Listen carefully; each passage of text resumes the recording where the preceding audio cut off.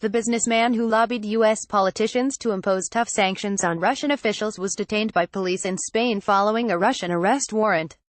The arrest of vehement Kremlin critic Bill Browder will raise concerns that Interpol red notices are targeting exiles living in the European Union.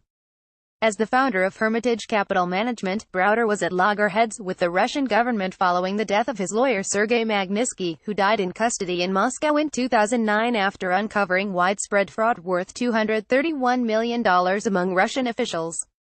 Hermitage Capital CEO William Browder before a continuation of a Senate Judiciary Committee hearing on alleged Russian meddling in the 2016 presidential election on Capitol Hill, on July 27, 2017.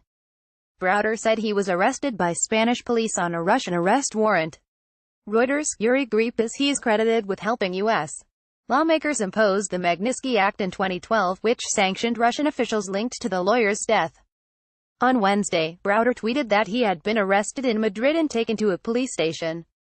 He wrote on Twitter, "In the back of the Spanish police car going to the station on the Russian arrest warrant, they won't tell me which station." He also tweeted an image of his arrest warrant. Spanish police said he was released shortly after because the warrant had expired, the BBC reported. Keep up with this story and more by subscribing now. In March, Browder told The Sun the poisoning of Sergei Skripal and his daughter in Salisbury was a Kremlin hit because Skripal was considered a Russian traitor.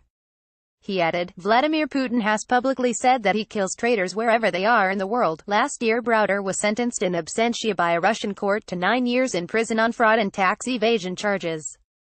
In March, he told British Parliament members that the Russian state wanted to get me back to Russia and then kill me in their own system. Born in Chicago but based in the UK, Browder was at one point the largest portfolio investor in Russia, but his criticism of Putin saw him fall foul of Russian authorities.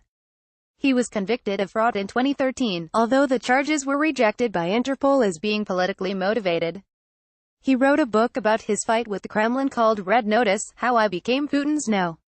1 Enemy. In 2017, Browder testified to the U.S. Senate Judiciary Committee on claims that Russia interfered in the 2016 U.S. presidential election, which was won by Donald Trump. British MPs have also backed sanctions against people guilty of human rights violations in memory of Magnitsky.